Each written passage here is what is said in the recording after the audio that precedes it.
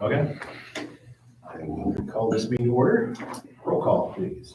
Mr. Kern. Here. Mr. Rainier. Here. Mrs. Psalm. Here. Mrs. Young. Yes. Mr. Sharp. Here. Pledge allegiance. I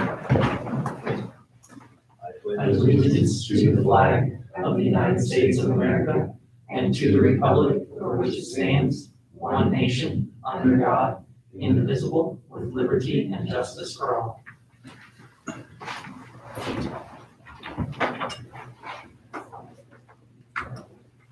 First item is to accept the agenda as presented. Is there a motion to do so? So moved. Is there a second? Second. Brandon seconds. Any discussion? Roll call. Mrs. Young. Yes. Mr. Kern. Yes. Mr. Rainier. Yes. Mrs. Psalm. Yes. Mr. Sharp. Yes.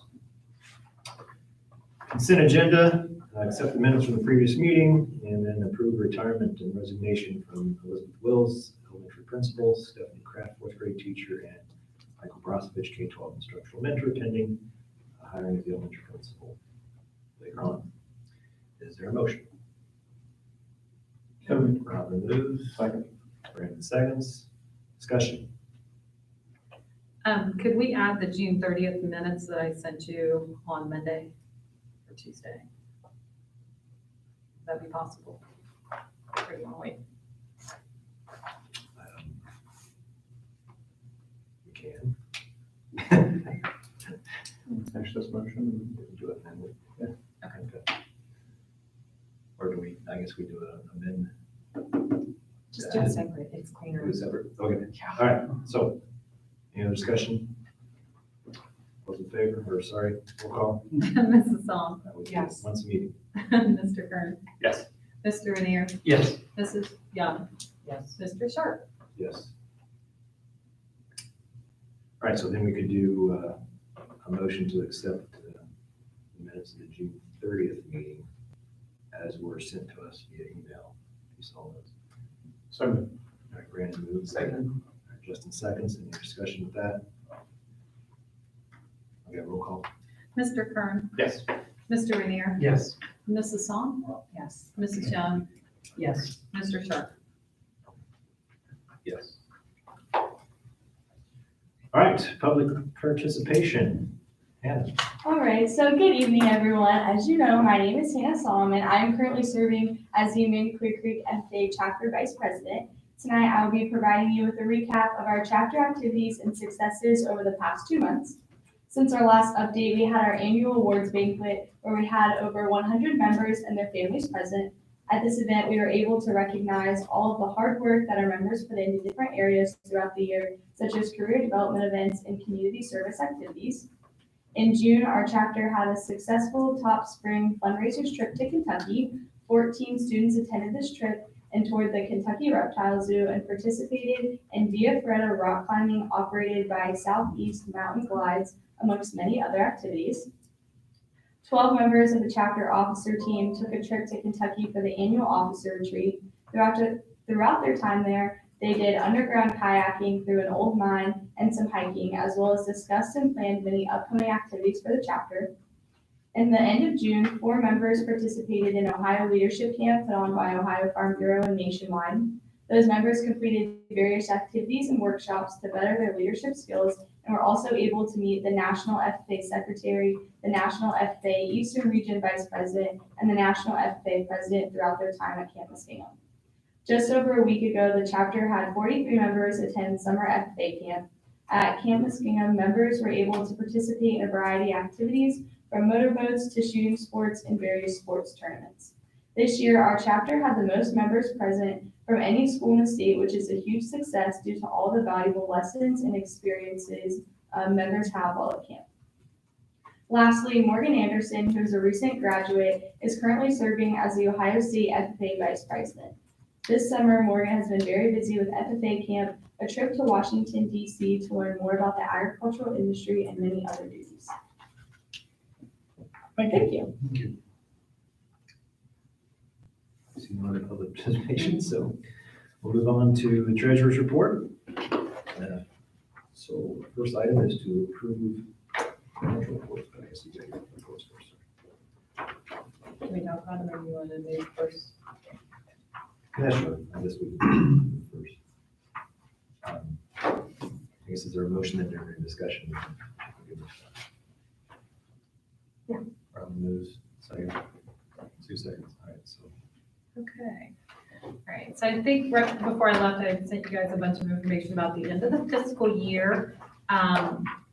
Let's start with June 1st. Our general fund revenues were $1,004,721. The sources include state foundation, investment earnings, student fees, and tuition. We did have a negative amount in real estate tax, and that was because there was a fee that was posted in April that, shame on me, I thought a fee would be an expense, but no, it's supposed to be a reduction of revenue. So that's what's reflected to correct that. So that's why it looks like it's a negative in on your 5-year board report. It looks like we have a negative for the property tax and also the income tax. Interest income, again, continues to decline. I'm getting nothing that tells me that the Fed's going to move rates or do much until 2023 still. I did go ahead and move $700,000, which is actually the same amount as the CDs that came due in the last 2 months. We moved those to Fifth Third Securities, which we already had investment accounts with, just to further diversify to see if we can maximize at least a small return considering what's going on in the market. So if you look at the cash reconciliation, you'll see that movement there and what we still have in the ICS account. I have spoken to Kingston National Bank on a couple of occasions. Mr. Evans and I have discussed kind of how what our portfolio looks like and keeping that diversified. He did indicate that, at the moment they're doing the best they can with the ICS account. He's very cognizant of the fact that, there's nothing out there really that we can invest in, but certainly anything comes along, he's going to let us know. So maybe we can get a better return. Overall, the revenues were higher, and again, that was due to the restoration of the foundation payments that the governor did back in the spring. And overall, they're down about $69,000, but that's only about 1/3 of 1% off of what we were forecasting. So really, that's not too bad considering our open enrollment issues. I think we're still pretty right on the mark. Expenditures were $1,351,679. They were down a little bit, 216,000 over June of 2020. We believe those are mostly because of the changes we made in purchase services. I did put a detailed report in there for you to review if you had questions, and obviously the largest savings then comes from the ESC. Overall, our cash position, I'm not going to read through the whole thing, but our cash position increased almost $283,000 over what we were forecasting for 2021 school year.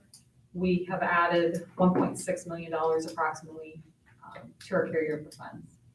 So a lot of that to being able to offset some of our expenses with our grants have obviously added to that, something we weren't necessarily expecting. Are there any questions about the end of year reports or any of the transfers that were made? I think if you noticed in the cash summary, we were able to eliminate, well, no, you won't see it till this month. A lot of those accounts that we transferred in general fund, so they zeroed out, so it'll become a little shorter for next year. I do like, so on towards the back after the cash reconciliation, I think is where that report is. Forecast Analytics has a nice report that's got a lot of graphs and stuff in it that's created, actually we create together. I don't know what page it would even start on, but it's towards the back. It's called the monthly financial report. It's a good snapshot of the month, and then also gives you an idea of where we are to forecast. If you ever have any questions on that, let me know. Most of it's pretty straightforward, but for a quick overview. Visually, it's pretty easy to decipher. All of the boxes there is just the explanations of why this number is this way or that way, or what goes into that number, or why it's higher or lower. Again, your 5-year board report compares our numbers from the month to the previous years in that month. Because schools are so seasonal, it's a great way to look at things, because then if something's off, you can see something happened different in that month. This report, that is a monthly report, compares mostly what we're doing compared to what we forecasted to be doing. So you can kind of see where we stand compared to where we thought we would stand. Which again, any expenses that were unexpected or any income that was unexpected, like the governor restoring our funding mid-year, because that wasn't in the original forecast, that's kind of put us off a little bit, but not much. Sorry, any other questions? Or any questions?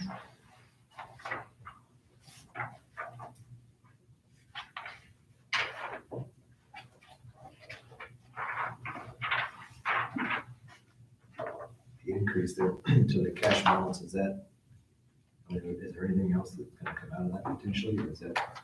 Nope, that was in the year. That's when we closed. And that doesn't include any monies from the financing that we did for the project that we're doing. That was all split out into an 004 account, and these numbers are all reflective of the general fund.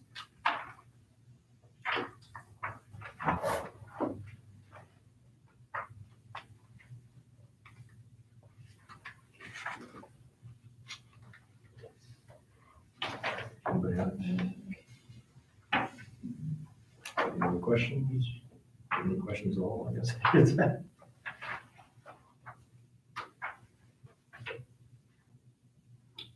No. Well, I do when we get down to, yeah, so not next, that's it for now, for that item. So, in terms of the financial reports, roll call. Mrs. Psalm? Yes. Mrs. Young? Yes. Mr. Rainier? Yes. Mr. Kern? Yes. Mr. Sharp? Yes. Approve end of fiscal year transfers as needed to keep the books balanced. Is there a motion? Justin moves. I was gonna say, I don't think we need anything for that one, because those were done, We did with the special one. we did, and we only have one left, and she had put that in, and I apologize, I should have told her. She put it in as number 4 on the new business. So that one we can skip. I apologize, I should have let Cheryl know. I do have the next one. 3. So we're skipping number 3. 3. What's the last item under treasurer's reports meeting to approve the certificate of total amounts from all sources available? It says attachment 2, but that's the one we got via email a few years ago. So is there a motion for that? Yeah. Justin, second. I'll second. Brandon, seconds. Discussion there. These are the same certificates that you do. Let me go through it. I don't know what would have been there. So, when we close the year, we are unable to create this report initially. We have to do it in July. Looks like it's been done in every July, so Classic probably works the same way. I've not closed a year in Classic, so I wouldn't know for sure. Basically what this does is take the amount that we budgeted into estimated resources. So the foundation payments we're expecting to get based on the biennium budget, the property taxes, the income taxes, and then any other revenue that we may have, and creates this report that you did not approve as part of the temporary appropriations. Are there any questions about it? It's just kind of status quo, basically what it's saying here's where. It's here's just, where all our money it's is. saying, here's how much money we expect to get in fiscal year 22. For the temporary appropriations, basically we rely upon the tax budget. That's what the tax budget is. Tax budget says, here's how much money we're gonna have coming in for this year. So this just kind of ties out with the tax budget that these monies have been put into use tax now, produced a certificate that I'll submit to the auditor. And they'll approve. Any questions, comments? Okay, roll call. Mr. Rainier, Yes. Mr. Kern, Yes. Mrs. Psalm, Yes. Mrs. Young, Yes. Mr. Sharp. Yes. Superintendent report. All right, I would like to recommend we approve Superintendent Pro Temp for the 2021-2022 school year, Mrs. Marie Ward from the Fairfield County ESC. Is your motion? Justin moves, second. Sue seconds. Discussion. This would be really only if I was incapacitated and could not sign off on something. It must be a superintendent to do so. So, is there any of the principals in the works to getting their superintendent certificates so that we wouldn't have to rely on the ESC for that? Yes, but they're not there yet. Do you think they'll be there within the next year or so? Yes. Or is it kind of a, They'll be there, I would say, within a year. oh, okay, that's nice to know. It's just easier to put someone in the building. I understand. Within our district. I mean, I get we have to use this as our avenue, but Yes. certainly not the preferred avenue. Anything else? All right, roll call. Mr. Rainier, Yes. Mrs. Young, Yes. Mrs. Psalm, Yes. Mr. Kern, Yes. Mr. Sharp. Yes. I'd like to recommend we approve a 2-year administrative contract for elementary principal Mike Brosovich. So moves. In second, Brandon seconds. Discussion. Congratulations, Mike. Thanks. Welcome aboard. And glad we have you. Thanks. In a second. Roll call. Mrs. Young, Yes. Mr. Kern, Yes. Mr. Rainier, Yes. Mrs. Psalm. Yes. Mr. Sharp. Yes. And the reason I had to retroactive to yesterday was that we had our first administrative meeting yesterday, so Mike was involved in that, so. Welcome aboard. Thank you. All right, I would like to recommend we approve the certificated contract for 2021-2022 school year. 5th grade teacher Andrea Ray, 3rd grade teacher Edie Bates, 3rd grade teacher Lauren Wills, 2nd grade teacher Whitney Fiedler, 1st grade teacher Sarah Grossnickel, and middle school intervention specialist David Barnett. Is your motion? Robin moves. Second. I'll second. Justin seconds. Discussion. We will have to bring these back for a salary approval, because we've had a difficult time finding the years. Some of them have actually taught. There are several who are new, but there are a couple who have years' experience we have to verify. But I will tell you, it's July 22nd, and I need to make sure that we have people under contract. So that's the reason I wanted to do it tonight. And then by the time we come back in August, Mr. Brosovich, I know we'll have at least one more to hire. What Yeah. position do we have left? A 4th grade teacher. And that's it? And we still have a high school position that Heather Holshoe resigned from last meeting. What was Heather doing now? It was- She changed a couple of years Yeah, ago. but she was doing some technology courses. She had done the AP Advanced Placement Integrated Technology. That's what she would have been teaching Yes. this fall. Yes. Okay. Now, I'll have to read, when she resigned, we posted the position for a robotics teacher in an industrial art, or an industrial arts teacher.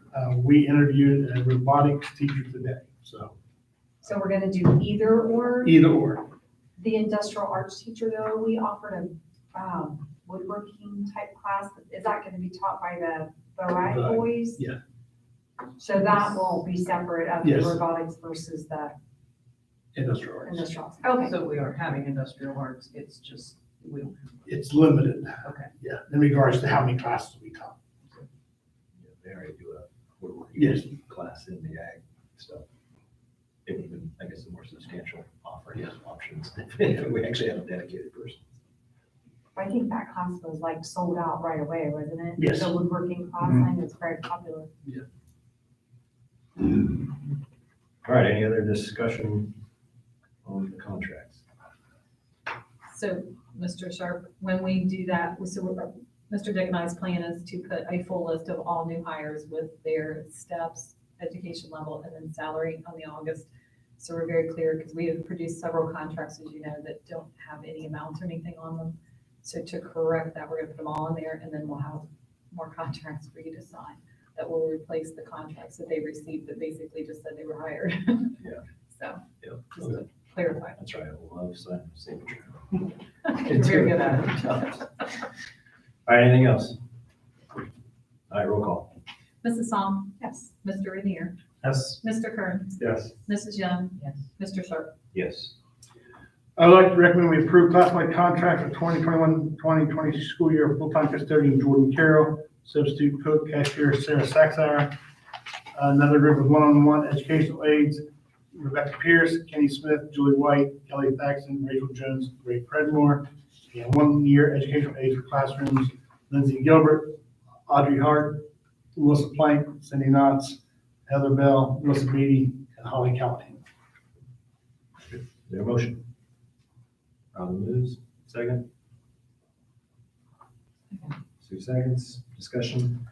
The full-time custodian is replacing or is filling in a position that we have used a substitute for the last year and probably a quarter. So that's the reason that person, it's not a new position.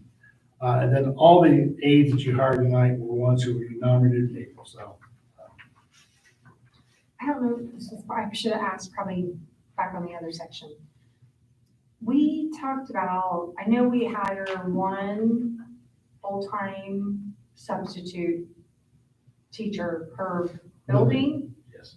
but we had talked about looking at how many substitutes we really averaged a day and hiring them. Have we looked at that? I have not looked at last year we had a substitute four full-time substitutes that we tried to fill. But they, We couldn't keep those 4 positions filled because we couldn't, people didn't want to fill them. Now, I'm not sure how that'll work this year. If we will look at things and see what kind of data tells us whether we're getting subs to take positions this year. Because of, but we always have trouble getting subs Yes. in. We hear that all the time. That's why I was wondering, like, can we hire people to be our full-time subs that would be below of the average of what we need every day? yes, we could do that, yes. I We will take a look at Because it. it doesn't charge, it wouldn't cost us anymore, right? You gotta be careful how many days you go, because after 60 days, you gotta start paying the benefits, and they become, Yeah, they go to BA 0, so we can no longer pay them $90 a day. They start on a salary after. But what about the ones we already have? They're employed through the ESC, right? but it doesn't matter, once we hire them as a substitute, in consecutive days. Then we pay them like the ones that we currently have, like the K2 and there's a 3-5 Right, or whatever. there's one at the K2 building, there's one that works between these 3 buildings in this building. Gotcha. Okay, so benefits adds a lot. Yeah. Yeah, like 30%, I'm assuming. Almost $20,000 for every family plan. Yeah. So what appears to be a very inexpensive position turns into being. No, I didn't No, realize. I I didn't realize we were paying the K2 substitute in the building one here above the $90 a day. A lot of times they will not work consecutive days in order to break that 60-day continuum. What happens after they work the 60 days? Then they get a higher rate and they get benefits? Yeah, yes, after the 60 consecutive day, the $90 a day goes away, and it becomes you take your base salary per diem, and that's what the employee is paid plus benefits. Okay. Gotcha. Any other discussion? Roll call. Mrs. Psalm, Yes. Mrs. Young, Yes. Mr. Kern, Yes. Mr. Rainier, Yes. Mr. Sharp. Yes.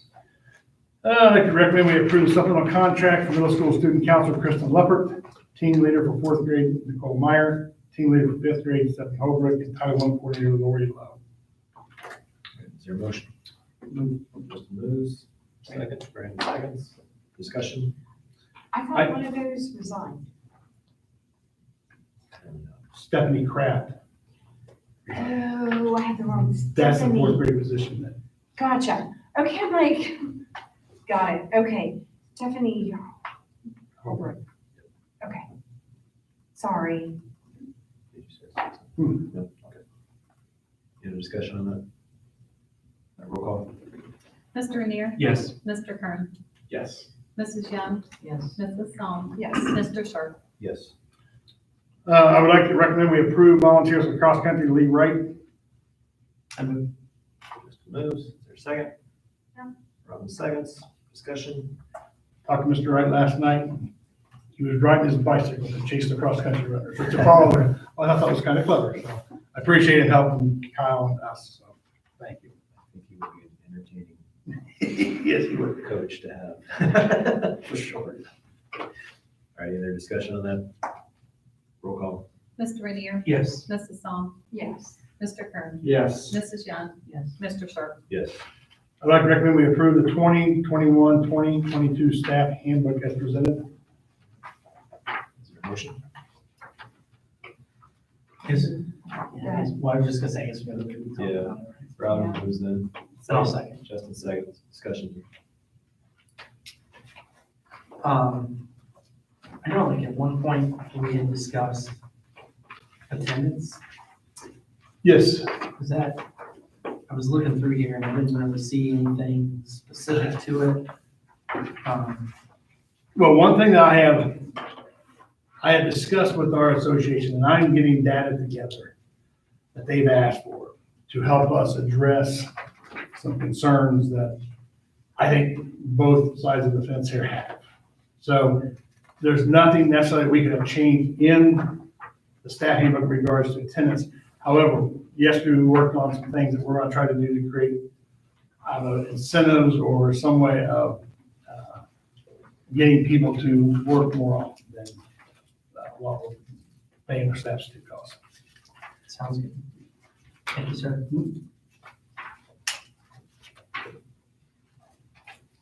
Does anybody else have anything during the handbook? All right, roll call. Mrs. Psalm, Yes. Mr. Rainier, Yes. Mr. Kern, Yes. Mrs. Young, Yes. Mr. Sharp. Yes. I would like to recommend we approve the 2021-2022 school reopening plan as presented. Motion. Good moves. Second. I'll second. Discussion. I think this one little document answers a lot of questions that people have been asking about our intentions. Just while we're here talking about it, we have the news today about Columbus City School requiring masks to be worn starting in the fall. We got a notification from OSBA that CDC is saying that masks are required on buses. Oh, Yeah, so we are, we have a meeting tomorrow as county superintendents about, I didn't know that CDC can give orders. I thought they created guidelines. thank you. So, that's gonna be a discussion point because, again, that changes dramatically, I think, how some of our parents will choose to have their kids come to school, so. But my plan is, that's the reason I make sure I said as presented, because in this, it talks about the fact that we're not requiring masks. We're obviously encouraging anybody who wants to wear one, but, yeah, that we're opening up school as close to being normal as I think normal can be, so. And just out of curiosity, Mr. Dick, approximately how many staff members took advantage of getting the COVID vaccine when it was offered through by the? I believe our last number was like 72% Of your of the staff? staff, of the entire staff, classified, certified, everybody was like 72 or 73% the last count I had. Now, again, I have no idea how many went and got it after the fact, Oh, but yeah, no, I was just the 2 curious. days that we were allowed to get 72 or 73% of the staff did.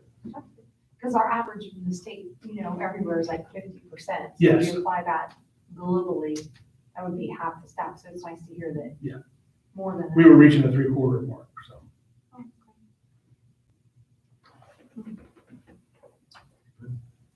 We will post this on our website, so people know when the orientations are. So if a parent asks us, we are basically going back to school the way we Yes. did pre-COVID.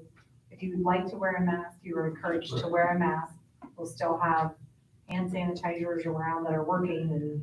One thing we talked about, yes, we're gonna try to continue to clean desk. I mean, our students, because, obviously something led to the fact that we didn't have. Colds and flu. Yes, exactly, and that was kind of our discussion we had yesterday, was it might help us just not with the COVID issue, Oh, it may help us with others, so if we can keep kids in school and it's a very minimal amount of time that it takes to do, so we'll try to do some of the things, obviously the hand sanitizer will be in place throughout the building, and working. Are you still gonna do the bus No. decontamination between routes or? No, we did not. Oh, I didn't think so. I'm just, in case. No, somebody that's asked, fine. I'm just- No. The thing about the buses too that gets me is, so like public transportation buses, which is I think what they've aimed the policy at. You've got people getting on and getting off and going to completely different places. Okay. Whereas with us, we have kids getting on, they're all coming to the same place, and then they're gonna get on the bus and then they're gonna go home. It's, And potentially sit all day without a mask on right beside each other. right, exactly. Like, to me, it makes no sense whatsoever to require kids to wear masks on the bus just so they can get off the bus and take them off here at school. Like, that just makes no sense to me. So I'm interested to see what we'll find tomorrow from the other discussions that people have had with people at OSBA, people at CDC, those type of things. So, I like what you've got here. I do too. So, to say. Hopefully that is able to stand. Right. And just to foot stomp one more time, for those who might be watching at home, the school day is only, correct me if I'm wrong, like 20 minutes shorter than it was before COVID. It's like 10 minutes in the morning and 10 minutes. in the And one of the things that has to do is the fact that we have been able to do common planning times at our middle school and high school that we have not been able to do in the past. That allows, I guess, for lack of better efficiencies. And I can sit here and tell you whether people want to agree to it or not. I don't know there's very many people who are going back to a school was done in 1920.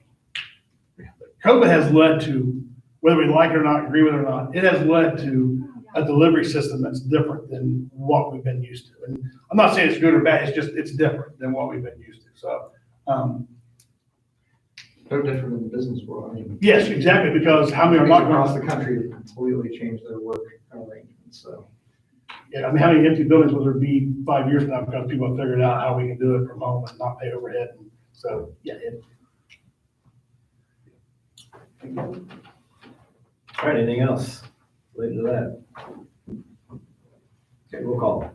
Mrs. Young, Yes. Mr. Sharp, Yes. Mr. Kern, Yes. Mr. Rainier, Yes. and Mrs. Psalm. Yes. I'd like to recommend we approve the creation of a middle school Title I position. Move. Just move, second. Robin seconds, discussion. One of the things we discussed during our strategic planning was the idea that we needed to create intervention courses for obviously students who have not been identified as a special ed student, but people who need help because they need help. And we haven't been able to do that in the past, so this is one of those opportunities that we are looking to add at this time.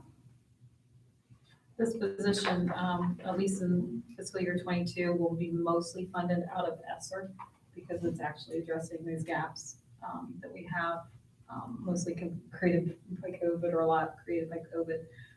After that, we will hopefully with the One Needs plan be able to write it into our title monies. So it'll partially be a little bit out of title, but mostly out of ESSER. And hopefully you see data, we'll have data that will be able to show that there's the need for that is fit the need. Anything else? Okay, roll call. Mr. Rainier, Yes. Mrs. Psalm, Yes. Mr. Kern, Yes. Mrs. Young. Yes. I like, I'm sorry. Oh, sorry. I'm sorry, yes. I almost said Mr. Dick. It was a command policy, so yes. All right, I would like to recommend we approve the use of blizzard bag in case we go over the allowable planning days, not to exceed 3 days. Okay, motion. I move. Justin moves, second. Robin seconds, discussion. I think it needs to be clarified. I'm not looking to use blizzard bags on day 6, 7, and 8. I would be looking at using blizzard bags on day, when we went past, when we're in danger of not having enough hours to fulfill our required minimum number of hours is when I would move to use a blizzard bag. And where are we with that? Like with the 2022 school year calendar? How many hours? I know we have hours calculated. How many more days? How many days can we miss based on the hours per day before we're? I will make sure I get that to you for a specific number as opposed to saying about. So I will get that number, so I will have it for you, because I. In the traditional school year, everything is Yes. pre-COVID. Yes. In the pre-COVID year, we had like 13 or 14 Yes. actual school days we could miss before we were hours wise. So Now, we won't be as obviously, many. right, Because we took 20 minutes a day out, right? right. Now, one of the things that, But each grade has a different number of school days they're required. K-5 have a certain number, 6-12 have the same number. I think 12 has a different number. I think Because- it's 11 and then 12, Yeah, right? Yes, but I will find that out and get that to you. But we're well over 5. Yeah, yes. And we can use the computers, right? Yes, and we talked about this during the technology meeting. One of the reasons, and I learned something tonight, unplugging and plugging into the cards has been a very, very huge task today. It doesn't sound like a big deal, but when you unplug and unwire close to, you figure 500 to 600 computers out of a cart and send them home, you send them the charger and everything else. Well, Mr. Downhour and Mrs. Hawkhound bought a new cord that we can just unplug them from the cart, send them home with chargers, which one of the concerns that we've had in the past with Blizzard bags versus Chromebooks, we've never had the Chromebooks at the K5 or the K2 last year. So we always thought about getting Blizzard bags ready, and I've always had a really difficult time as a district instructional leader of how we create Blizzard bags in August for January 12th. So one of the things I was so happy about last year when we went to the Chromebooks was that we were basically able to go live. So now that we can do this, I'm not saying we have to go to the Chromebook, but it's not near the monumental task that I thought was going to be. One of the things, and it is, for our K2, it's a little different world. It might be easier to send home a packet of documents for the parents and the kids to work on as opposed to unhooking or sending home Chromebook. So we have a little bit, it's a little bit different because I've never done this before in regards to approving Blizzard bags by August 1st. It was supposed to be done every year by August 1st. And for whatever reason, I haven't. We waived it the other day, So- it wasn't worth it. So my thing is now, when it came out and we couldn't do online schooling without going through an IRN number, I thought this would be the best thing to do. Well, we can still use a Chromebook to take care of a Blizzard bag activity. That's what we choose to do. We now have options, so. So if we miss over the number of hours that we have and we needed to make up in the 612, can they make that up on their Chromebooks? Like say we built in 5 days, just for sake of argument, I know it's more than that. Say on day 6, can then, like we did last year, can the teacher still assign stuff and that count as a day or no? I understand it as no, but That's again, fine. it's, Just ludicrous. yes, it is. Yeah. Because that's what I go back to. For us to think we're going back to the way we were in 1920 is absolutely foolish, and we've done as much as we've done to create what we did last year to be able to do these type of things. But the issue is that, yes, we will be able to send home we can do the Chromebook work, and it's considered a Blizzard bag. You know what I'm saying? We don't have, for the biggest part, our high school kids are not doing anything on paper and pencil anymore. Right. They don't have hardback textbooks. So I mean, everything we virtually do is on that Chromebook. So it can be sent home as a Blizzard bag. So that's, I think. I thought I read somewhere though that it would not count as missed hours. If we do, yes, we would not be counted as missed hours. Right. So we can make up those hours. We would not be, we could go beyond Our number of days, our Yes. number of hours, with using the Chromebook. we can. Yes, Okay, I read something the other day that made it sound like we could not, but we can. not to exceed more than 3 days. That's how it's written. I look for things that change because this is a different way of doing business than even this time last year. And every time we have a winter that Yes. schools are out significant amounts of time, the state house usually, Comes in and changes. yeah, either way days or say you could do the computer. How are they gonna know anyway? Um, How are they gonna know anyway? Yeah, I just think it's silly. We just went the whole last year by doing.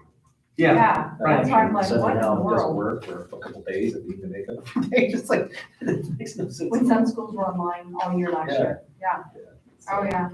Okay, I was just curious, that's all. All right, any other discussion on that? All right, roll call. Mr. Renier, Yes. Mrs. Psalm, Yes. Mr. Kern, Yes. Mrs. Young, Yes. Mr. Sharp. Yes. I would like to recommend we approve changes to the K-12 instructional mentor job description. All right, is there a motion? So, Brandon moves, I'll second. Ron seconds, discussion. obviously, we've added some things to it, the PBIS, our attendance issues that, this is probably led as much from House Bill 410 as the new system that the Fairfield County juvenile judge is trying to put in place to put kids on that version as opposed to probation, so there's a lot more involvement. And then our, something we've probably been a little less than the best we can be is our 504 implementation, follow-up and follow-through. So that is all part of that job description, because that person, that instructional mentor, will obviously be able to work with teachers who have these students who are on diversion or have a 504 plan. So there's a lot of things that they tie in together. So, and then the attendance piece for the diversion program is very important, because we have several meetings per year with our principal or someone else to have to be in these AITs. So. So this will be the principal? Yes. Discussion. Roll call. Mr. Kern, Yes. Mrs. Psalm, Yes. Mr. Renier, Yes. Mrs. Young, Yes. Mr. Sharp. Yes. Legislative liaison report, Mr. Kern. Recess.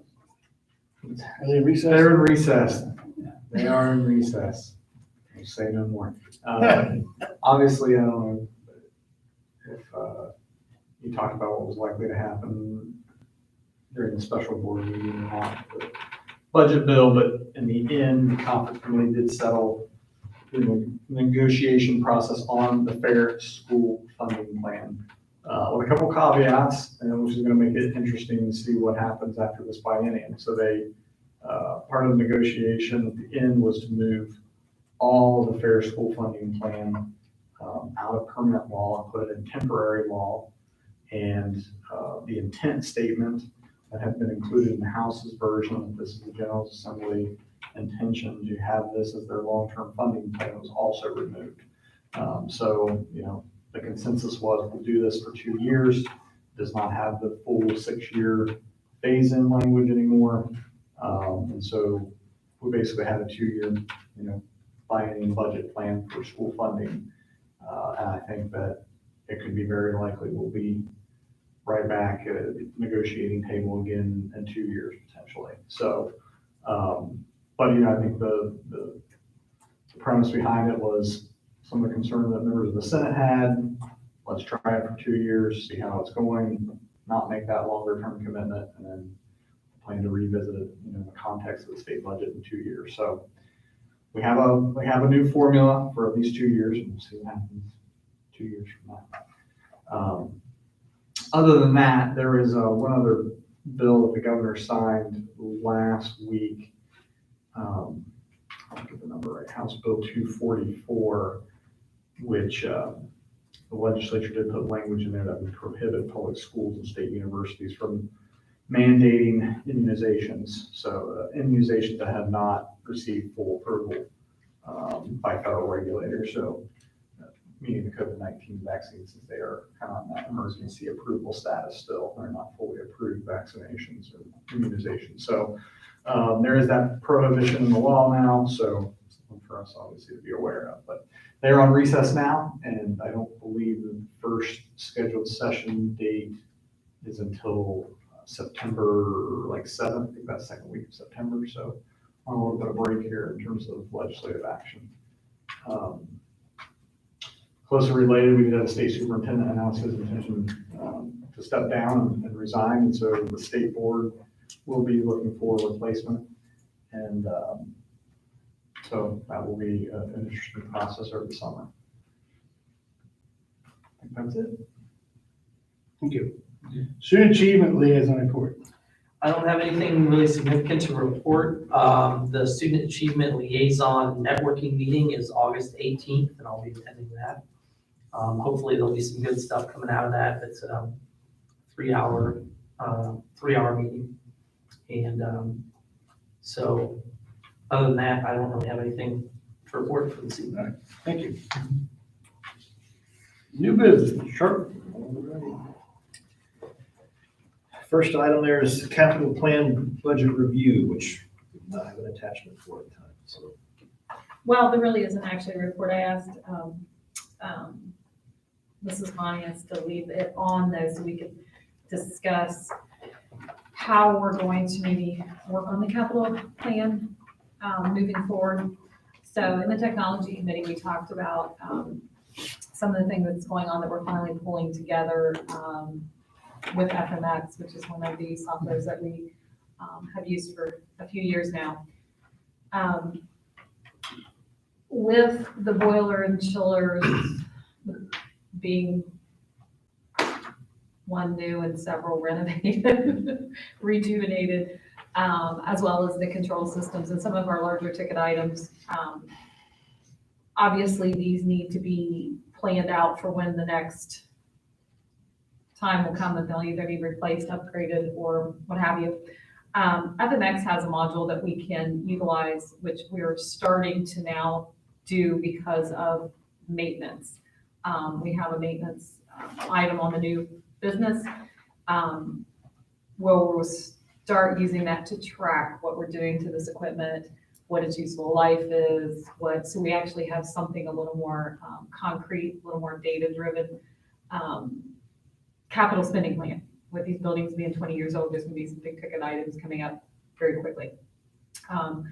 Mr. Dick and I have discussed, not at length, possibly utilizing one of the consultants that I think everybody's familiar with FMX, to come in and help us actually build that plan with, it would be something expensive, but to walk through our cafeteria, to work with our supervisors on how to build this plan, how to continue to develop the plan. I know one of the things right now that's pretty high on the list, it's gonna be incredibly expensive, is parking lot. It's in disrepair. So just to be able to identify those things ahead of time, to be able, like, is this a 3 years, is this a 5 year, and then give Mr. Dick and this board the opportunity to go, okay, can we put this off a year, or do we need to do it now? Versus, oh my gosh, we have to do it now, like the parking lot. We're kind of in a position where it's gonna have to be done in the next 12 months, because it's definitely past crack ceiling, unfortunately. So to say that there's a budget review for that, it really hasn't changed much from the last time. According to Wikipedia, Carsey is a surname. Sorry. Wikipedia is more interesting than me anyway. So anyway, it hasn't changed much. We're also right in the middle of this project. So as soon as we get done with this, we will know, when will we need to do these upgrades. Mr. Downhour also discussed the amount of technology we've purchased in the last 2 years, which has been tremendous. So he and I are working together to figure out what that replacement timeline is going to be. There's a significant difference between, that I learned tonight too, Mr. Dick. I did not know that those MacBooks would last 8 to 9 years. That's a long time. So the teachers having MacBooks, what that entails being an 8 to 9 year device, which is unheard of, but if it's lasting, that's awesome, versus what the Chromebook is, which is usually 3 to 5 years. We have several different types of Chromebooks, so I know that that'll be a big document to create. So that's kind of why I wanted to leave it on here, just to get any input that you guys had, as Mr. Dick and I sit down and try to tackle this in a meaningful way. My suggestion or my preference is this is not going to be a 10-year document, or probably more like a 20-year document, based on that we've bought so many new things that are long. The roof for being one example. We really need to know when the roof's going to be replaced again. I'm guessing it's a 15 or 20 year item, but I want that on some kind of plan, because that's a huge plan.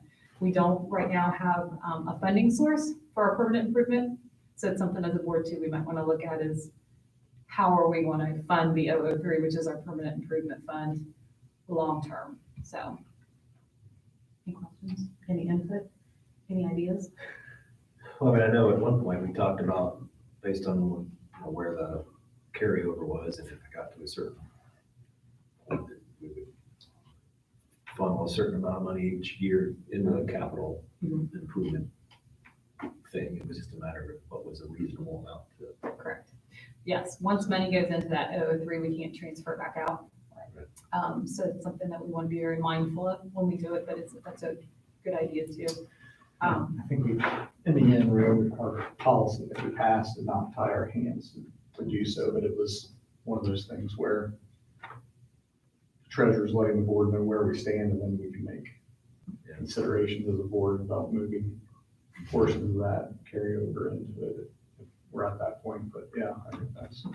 I mean, I think if the next thing you mentioned, if in talking with them and what might be some of the items that are needed and at what point and what year, and roughly, of course you never know, what something might cost 5 or 10 years from now, but some idea of what it might cost then, that certainly would help us come up with a number in terms of how much maybe on an annual basis we would want to move into something like that. So Right. that year hits, if we do have to replace that, we've got. Correct. Is that just a software system, or is that an ongoing consultant relationship where they are both? I mean, is this? I see it as kind of like almost like building an inventory. Dynamics will put, I'm assuming I heard this correctly, Mr. Dick, can correct me if I'm wrong. As we finish this control system, they're gonna put all of our boilers and chillers and parts and everything will already be in FMX. So as we do repairs to them, it creates a log of repairs. So there's no question that these filters were replaced or this valve was replaced. Whether Mr. Dick and I are here or somebody else is here, they're gonna know what was done. Right.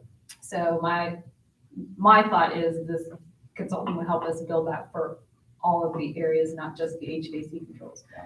One thing that I really like, and I talked to Mrs. Dunn quite a bit about is, that lunchroom stuff is expensive.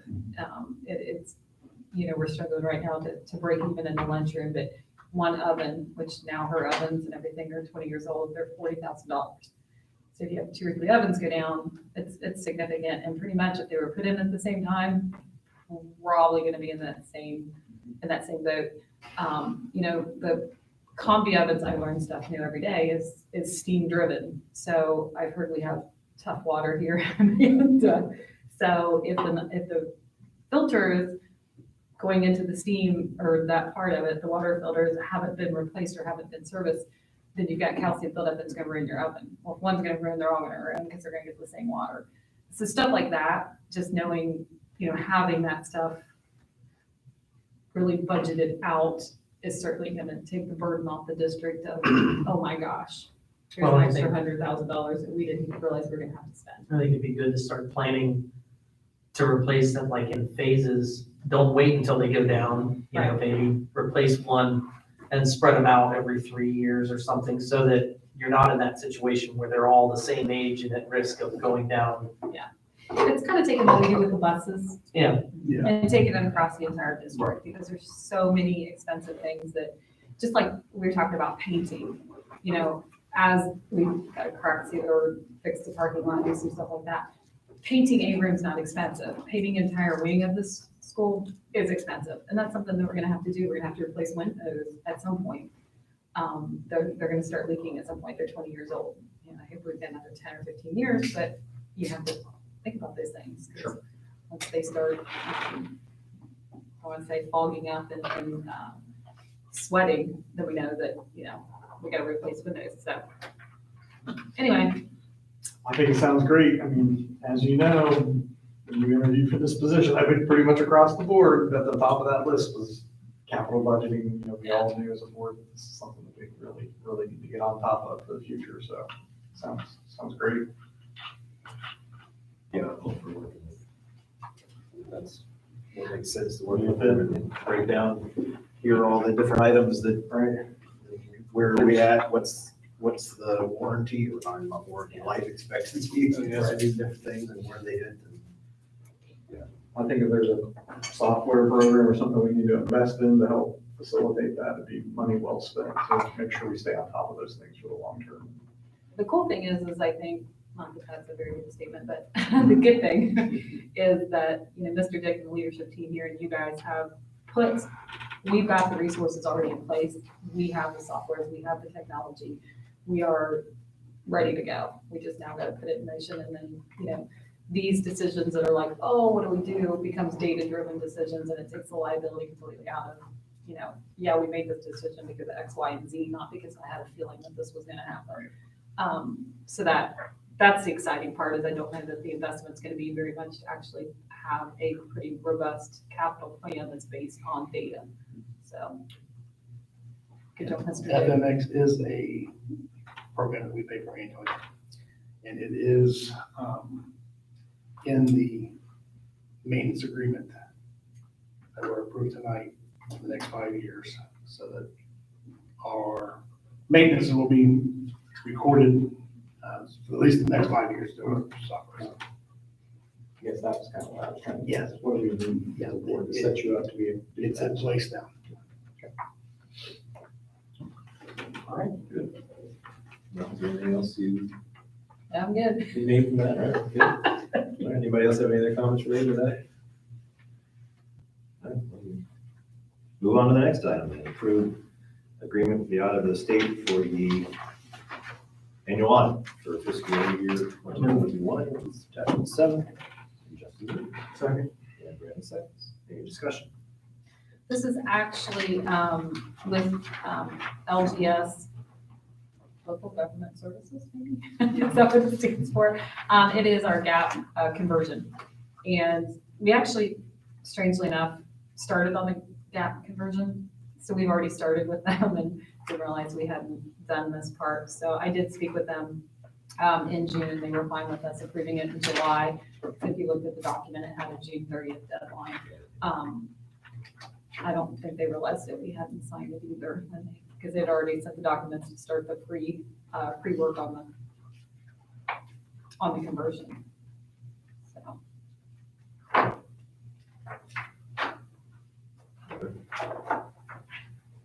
Any discussion? Roll call.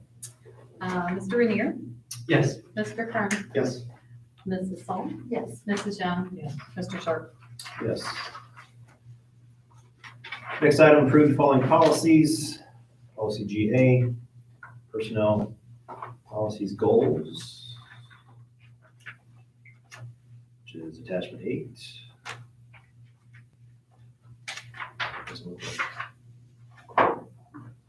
Who's first reading? No, this is final reading. Yeah, they're in here, but we had them at least last. Yeah.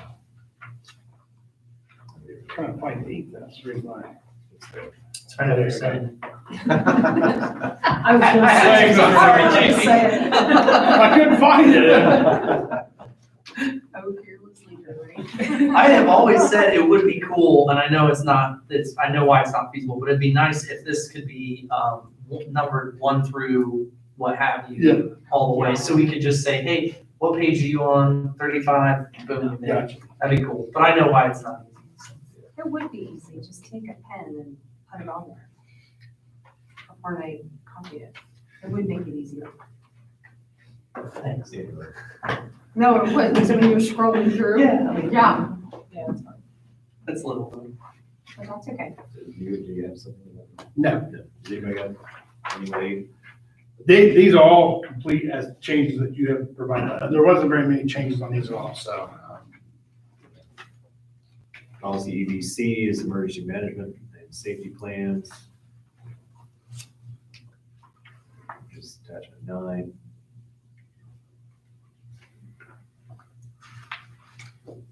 Ten was the emergency closings. Say 11 was the preschool program. So that's what we call. Do we have, this might not be the time to ask, so I apologize, but like when looking at the emergency management and safety plan, like my Air Force wing has an app that they can use to communicate to folks if there's something going on.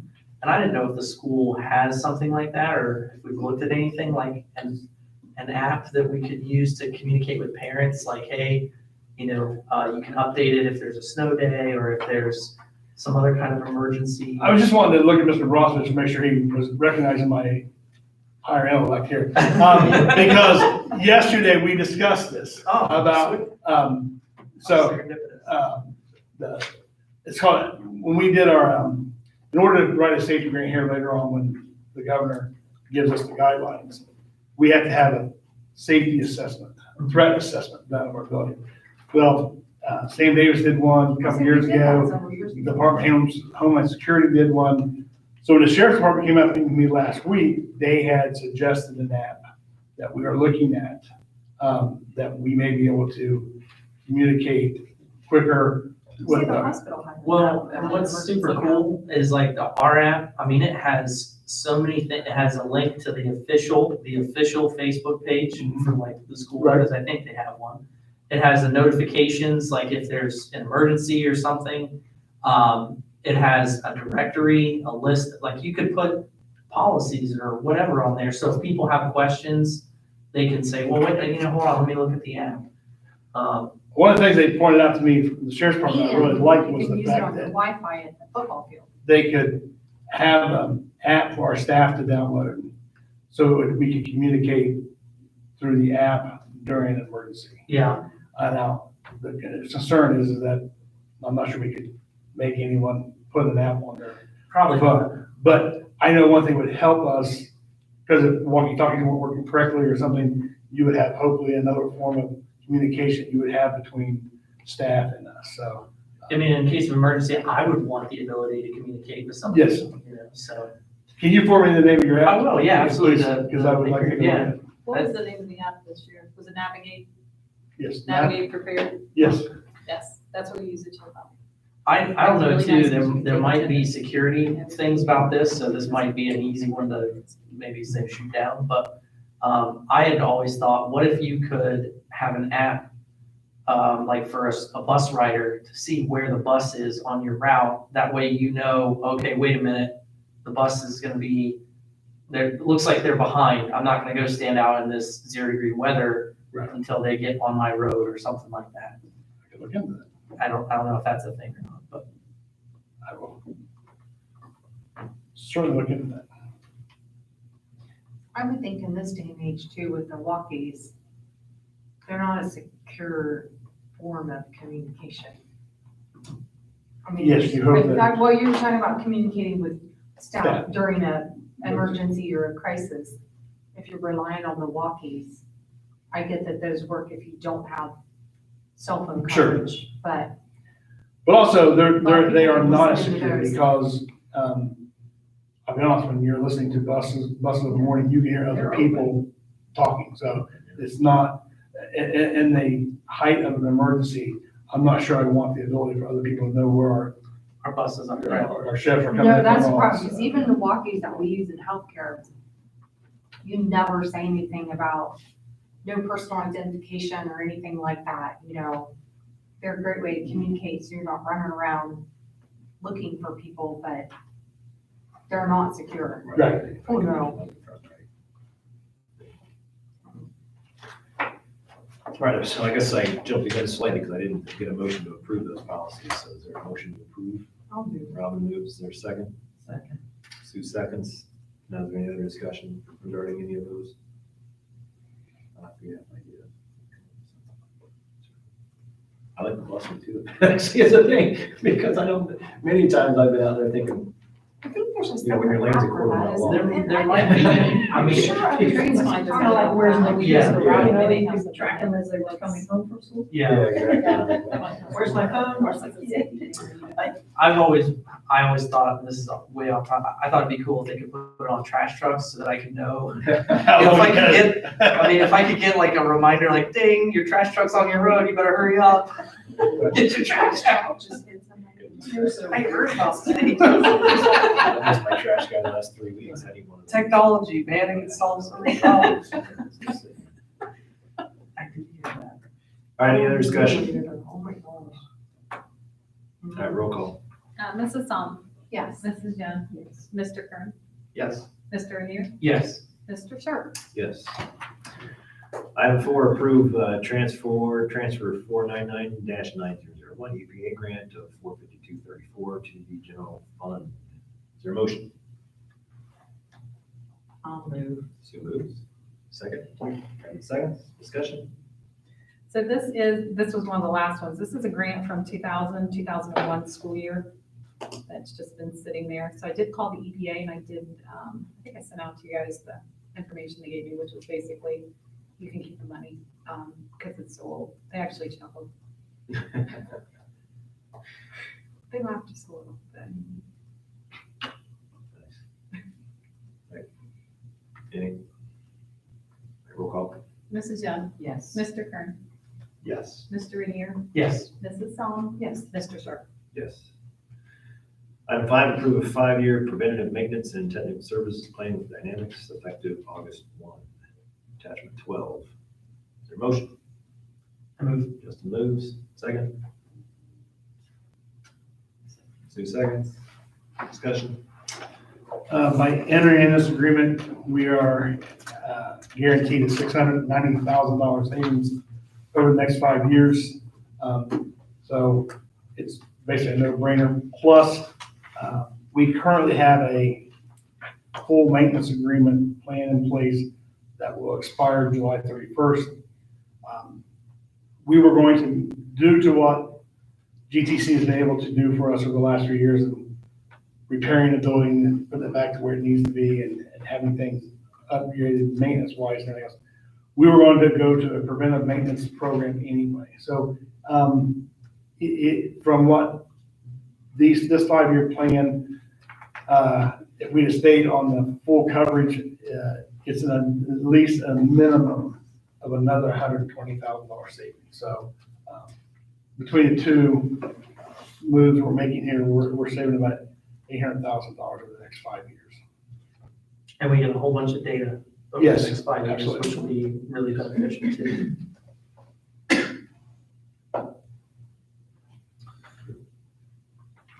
other discussion? Okay. Roll call. Mr. Rainier, Yes. Mrs. Young, Yes. Mr. Kern, Yes. Mrs. Psalm, Yes. Mr. Sharp. Yes. Item 6, discussion item. Bedroom. Well, obviously, we want to, more than anything else, probably keep on the front burner to make sure that we haven't. I have not had a lot of success calling the schools that we talked about the multi-purpose room issue between being summer, people not being there, and people who headed up the project, or many times from a booster organization has no longer. So finding details I've met with some difficulty, but I have phone calls in, those other things that we can hopefully get more information from. So it would help us when we have these discussions. So any other questions you want me to go look for, go find, I will, if you've got to do that as well, so. Well, one thing I know we had included that, right? The potential, I should say, for this expense when we financed, right? And I know you had mentioned we kind of have to, there's not a timeline that we have to use it by, right? But we had to make a decision, correct? Kind of? No, kind of. So we've already made one interest payment on those monies. So we're actually paying for the money, but the money's sitting in the bank. Right, So that's where by not spending it, we're not getting, right. So if we're paying for money. if we decide not to go forward with it, the longer we wait and sit on the decision, the more interest payments we make. So after a while, it'll be like, well, we've made X number of interest payments. So, I mean, I guess alternatively, you could just pay the money back. In But, 3 years. right, So we have to wait 3 years and then we can do it penalty-free. but we'd have to make interest payments that whole time. Correct. The good news is it's at 1.67, so that interest is very minimal. Sure, It's I just not don't want much. to pay interest on, You don't want to pay interest on anything, but yeah, that's one of the things that doesn't make it quite, if it were 3% or 5%, it'd be a little more like, oh my gosh, we need to get this. Right.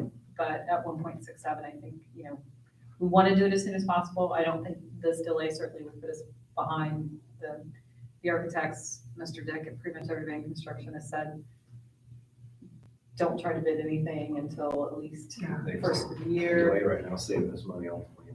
Mhm. No, I have Yeah. it somewhere, I can't remember where, that prices were starting to They're coming back to come earth. back a little Yeah. bit. Yeah.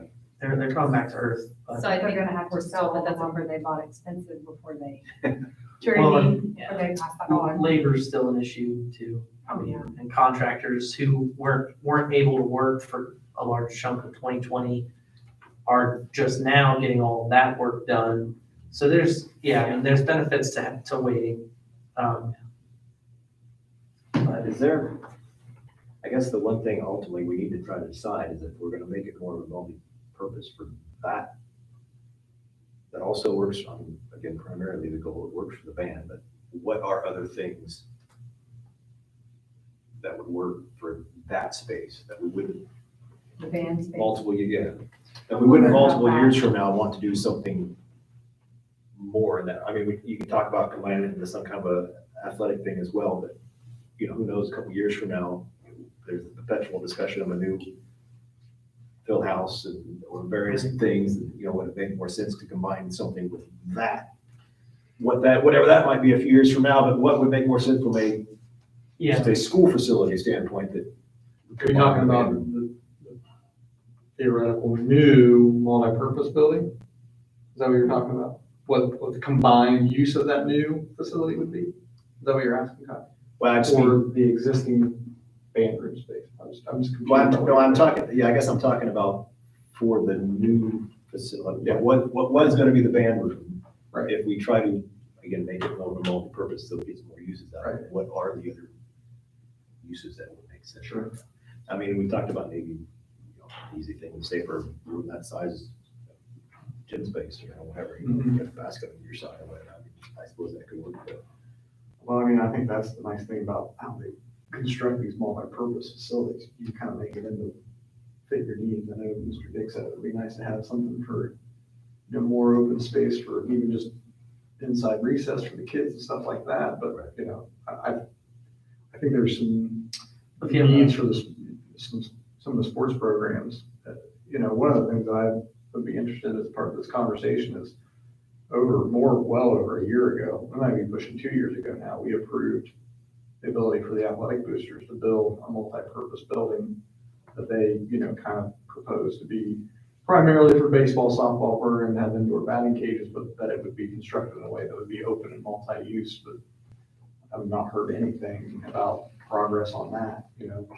If we go down this road, are they willing to contribute a portion of the cost that they had set aside for that facility into this facility and, be able to do something like that for some of the athletic programs? But I mean, our locker rooms in the field house inside the stadium are pretty abysmal. Our bathroom facilities in that building are pretty abysmal. The ladies isn't bad. I don't know about the men's, but the women's is bad. Yeah. so They're one of bad. The men's are bad. They're bad. Yeah, So, they're so bad. one of the attractive things about the multi-purpose building is it brings the cost per pupil that would be using it. It brings that cost per pupil down. Whereas, if we just do a band room, the cost per pupil who will be using that band room is going to be thousands of dollars per student, right? Because if one day we hope to have 100 students in band, right? So you could break up that cost by 100 students divided out over X number of years or however you want to do the math. But if you build a multi-purpose building or room, then you can break that out over a larger number of students and say, okay, per student, the cost just came down and this makes more sense. The one thing though that we do want to maintain sight of, I think, is that we got to do right by the band. I mean, we don't want to do a multi-purpose building at the expense of a proper facility for the band. So, to that end, having a separate building entirely where we would be asking band members to walk across the parking lot or something, I don't think that's necessarily a good idea. You got inclement weather, they'll lose minutes the period is already short enough. If they have to walk to and from, even if they're not carrying their instruments, I just don't think that's a great solution. So there's questions there, probably still to be answered, but I I will suggest again, we need somebody who has an expertise in facilities planning to be at the table. Because Mr. Kern mentioned before, we are limited land-wise, so we do not have a great deal of choices or options to do things building-wise. That doesn't say we can't do it, but I just think we need somebody who can take a look at our facilities. Now, SHP did it some time ago with a field house in mind, and that was, but I just would like to entertain the idea or suggestion of having someone who does this, because I think we can sit here and say where we think it should be or where it should be, but I think we also need to be able to tell somebody, this is what we want to accomplish with this facility. And then, because we might find out that it may be best to go someplace else with a standalone in another part of this green space that we have for a building for a band, as opposed to straight off the back of the building. So I would like to entertain that idea or suggestion to have someone meet with us. Because again, I have said this for many years in regards to, I always go back to, we have a booster club with a certain amount of money in it. We have a coaches club with a certain amount of money. Obviously, we have a general fund with a certain amount of money in it. And if we all go out there doing our separate things, we will never be able to accomplish what we could if all three groups or all three clubs or whatever term you want to use, three organizations coming together to have a plan that we would have a common cause to get to. Now, here's the problem with that, and it has always been the issue. This is not something that happens tomorrow afternoon or next Thursday or 2 months from now. It's a long-term commitment from this table, regardless of who's at the table, in regards to the 5 board members or superintendent or treasurer. It's got to be a commitment that we look at long-term that's good for everyone. And I think to Mr. Rainier's point about, obviously, and I think Mr. Kern brought it up in the beginning, you want to do something that affects as many students as possible, because obviously you get more buy-in, you get more support, you get more resources when more people are saying, yeah, that's going to help my fill in the blank, student, grandchild, whatever the case may be. It helps when you can say, that was one of the big things this building was built. When you built a K-12 building, everybody had a chance to get their child through this building, if you're building in 2001. So, I mean, it makes a difference when we can have a common goal for all the groups that have an interest in making their particular group better. Do you know anybody, JB, that provides that kind of a service for like you mentioned, the facility planning piece of it, or is there? Well, I've got the people I've called. Again, I mentioned, somebody at Logan had obviously an incredible vision. And I'm not suggesting for a minute that we have something like that, but obviously they had something in mind, though. And that's what I'm saying. If we're going to do it, you have to have some kind of thought process. Yeah. You want to say, do we want it?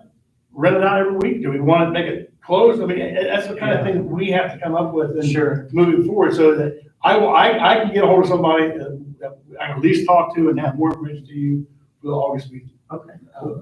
I think you're right too, being landlocked, we have to be that much more diligent in our planning, because unlike Logan, who has a ton of room to spread out and, space isn't really a concern for them. I'm not sure we have a space right now on this property big enough to put that building on. Less than me, yeah. I mean, you know what I'm saying? If we said we're gonna replicate that, we don't have a space, we don't have green space here that's even big enough to do it. So we gotta find, but we can find something that works for us. Yeah, which is kind of ultimately what I was getting at to begin with. We only have so much space, and if we're gonna do something like this, what are all the potential things that could be done with it? And if there's somebody who works on buildings like that, That's basically a consultant is what. Yes, exactly right. That's. Thank you, sir. Because I will tell you, the SHP has called me, about the banner, and I tell them we're still discussing, and then we haven't scrapped it, we're not throwing in the towel and saying we're not doing it, so, it's still on the table in our world, so. Was there anything else discussed regarding that tonight? That's why I kind of look back, picture back there. Yes. So that's why we keep looking back there.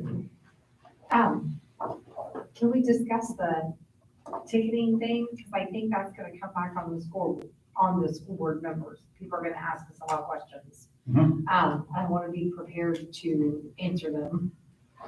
And you know, I've discussed with you, I'm uncomfortable with parts of it. You know, the tickets, have you guys heard you wouldn't be able to pay for a ticket at the ball games and stuff? You have to do With it. cash. Right, with cash. You have to have a credit card. So I had asked you the other night, and I don't know if you had a chance to look, students show up to the ball game, want to buy a ticket. Chris decided that we weren't gonna do that route. Do students have to pay for tickets? Our Students have credit? paid during the games. Yes. I don't know why. They do that? But students have. They get a discounted rate, but they have to pay. So, I apologize. I'm not familiar with what's going on. So Yeah, you're saying me neither. there's no cash at the games? Right.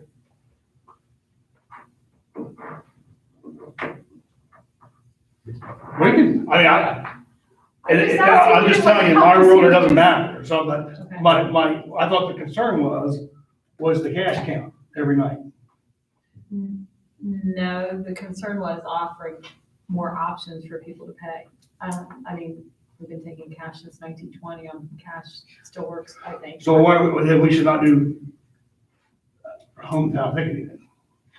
Because, I honestly haven't looked at hometown ticketing, but when I got that email from Kaz this morning. I mean, today- it's been over a month we've been talking about hometown ticketing. Because if I'm gonna do cash, then I'm not doing the hometown ticketing, because I am not gonna pay a service charge through hometown ticketing and not have to pay. Well, that's why we were cash. gonna use Heartland, because we weren't gonna have to pay app fee. So if somebody shows up with a debit card but no cash, they can still get in the game, but they're gonna pay a convenience fee, which is what we had talked about. I have not, Who's paying the convenience fee, Harlan? no, the customer that's coming to the game, But Harlan charges a processing fee as well. to the customer, not to the school. Schools, we don't pay that. But I have not, what I'm saying is, I have not put hometown ticketing and how they do it with, next to Heartland of how they do it and compared them to figure out what's the best, because I know that he had wanted the swipe things and stuff, and I need to look at those because, I keep wanting to point at Nathan, and Nathan's not sitting in there anymore. The swipe things we have in the school building cause a technology nightmare because of the firewall. I mean, what about And I just want to getting make a sure that square? there's no problem with that. I think it's square driven, and I don't think it's going to cause a problem. I don't know. I mean, I have a Fact. square for my business. Because and I it's have it. Super easy and you just, you know. That's what Heartland has, and that's what I'm assuming Hometown has, but I had not looked at the specifications to go, okay, can we even do this without creating that same firewall issue? And I will not, because they have a nightmare here. It's terrible. I feel bad for the secretaries. Because that's what we're trying to get rid of, that machine. So Well, I I'm don't sure- think there's anything wrong trying to move people towards that. I totally agree, like, as far as cash Why? goes and, What's wrong with cash? well, but I'm like you. You know, during the pandemic, when Kroger's didn't want to take cash, I'm like, I think it's legal tender in America here. I think you And we're have not to take cash. Kroger's, and it's scored, hey, it's a lot less to buy a ticket than it is to go to the grocery store. Not anymore, it's like $10. On my meter, it doesn't rise to that level where if we want to go, I'm just saying, I'm not sure why I would why I would use anything with cash in. Well, there's a lot of people who would, because there's a lot of people who don't carry cash. I'll be But honest. they would if they knew that I can't get in the game if I don't have cash. Oh, no, I know, I'm just saying. No, but like, I'll give you an example. I don't carry a wallet anymore because I have my phone Uh-huh. and it's got everything I need right here. Congratulations, this is the United States of America. We have cash. I'm not saying there's anything wrong with cash, but I'm saying if I don't have to carry it, I don't want to carry it. I carry $20 in my pocket and that, in the That's back of my phone. So I'm ready for I think that's anything. great, but I just think there's plenty of people, and I thought we had this conversation 2 or 3 months ago where it seemed like the consensus to me was most people didn't think we should be getting rid of the cash option at the gates. Maybe Is I there took that a- conversation. The cash issue, like the Maybe it was handling about of what cash. We did, but then there was. There's always an issue, whenever you have those lines and tens and that kind of. It Is gives a there any demand way to over. do like some type of a, I don't know, machine type thing where they put their cash in and get the ticket? You know, you do that when you go to when you go to the drive-through for your car wash or. your I had no whatever. problem on cash. It was the cash. it Why do doesn't- you need a machine? Well, I thought it was the cash and handling was what the issue was. Yes, I mean, It's like people because it's, handling the cash and, you know, you gotta have cash on change so they can make change and like, I'm a cash person with you, I totally get it, but I'm just like, I'm trying to see both sides of it and make it easier for the school, trying to decrease the amount of funds that a certain person is handling cash, or not a person, but people. I think too, like if we incentivize buying a season pass by giving a discount if you buy a season pass or something, and hopefully that will encourage people to just Yeah, buy I a like pass that. and then, Buy a pass for your sport if you wanna buy football pass for all the home football games. Sure. 'Cause Yeah. then they're gonna pay up front, and they Yeah. may not make it to all those football games, but you've already sold your. well, and then you incentivize it by either discounting it, giving them an earlier, maybe they can get in earlier. You could even do one for all season, all sports. Say, hey, buy an all-season pass for, throw out a number. We have that already, don't we, an all-season sports pass? and then we have a season pass. That would also make a great gift if you know somebody who's a certain fanatic of baseball, basketball, volleyball, football, whatever. You can buy them a pass. What'd you say, Sue? Don't have to pay to get into baseball. That's true. Oh. That's true. Definitely, we need to sell You those. do for the tournaments though, which we found, that's. I think we can move towards that and encourage people to use the other. I think there's a lot of ways to encourage that, though. Like I said, passes for the season, like fall sports, or pass for just volleyball, home games, or whatever. Because that would decrease the cash that people have to handle. I would also envision the visiting team coming. But I could see And like, then yeah, the visiting If we team, I took can no see my cash, they'd be father-in-law. like, kids are gonna show up and be Exactly. like, Yeah. what do you mean you don't take cash? But, I mean, we did have that with the pandemic, but you had to buy them ahead of time. You You couldn't could buy only get your during the tickets, so we event didn't either. have like random car lights that kids showed up to. I don't know. Yeah, you didn't have random kids being dropped off, 4 or 5 girlfriends being dropped off by one of the parents to go to a game last year. We need to have an option to accept cash. We'll have an option to have the cash. Well, that was easy. I just worried No, I about, apologize. I just got the email this morning, so I'm behind the eight ball from being not here. So, Mr. Dick, I'm sorry. I was just a little like shocked. I haven't really looked at hometown ticketing enough to go to Nathan and go, okay, is this gonna work? Is this not gonna work? Because like I said. can you use like the square though? I mean, even like Yes, at the Witten Farm Market there, they have the square or cash. I have one that just plugs into my phone, I can use it. That's what theirs is. They just have little That's what it iPads. is. It's just the provider, whether or not we have the option to pass that cost, because every time you do it, you have a 3% plus a 50 cent per transaction fee. There's some type of fee associated with it. Yeah, it's based on the day, and then, so like, for instance, if you have 10 transactions in a day, each transaction has like a 35-cent fee, and then for that day, you have like a $2 fee. Yeah. So, batch. but if you had a game, right, all of those, you're gonna capture all those tickets with that $2 fee. Now each one will have the 35 cents extra or whatever. But Right. you just, all you do is you tell them at the time, there's a convenience charge of 35 cents. Not all providers though can actually then charge, so with Heartland, just like if you pay your kid's school online, they Mhm. actually just charge you. Is Where that what we use now? we would have to Cafeteria? increase the cost of the ticket. Yeah. To cover that cost, but we are still paying that fee. If Yeah. That makes sense. Some other providers, they will pay that, and then we're out of the loop completely, which is what we prefer, because then we're not paying because Right. then as a board, you guys are looking at this fees going, oh my gosh. And I'm not sure that they're all What do we the use? for same amount, because there's cafeteria? different cards. The Sure. rewards cards have a higher amount. Yeah. Because I know Dave Grimm's got it, he sends a check. For He what? doesn't want to pay the fee for cafeteria meals. You get charged if you pay by your credit or Right. debit card. That's Heartland, and that's how Okay. Final Forms is, because we're going to probably start accepting the pay to play through Final Forms. And that fee is also paid through, it's $3 per transaction. And it's paid by the person bank, or they can send a check in for no fee. My church is only $2.50 per transaction.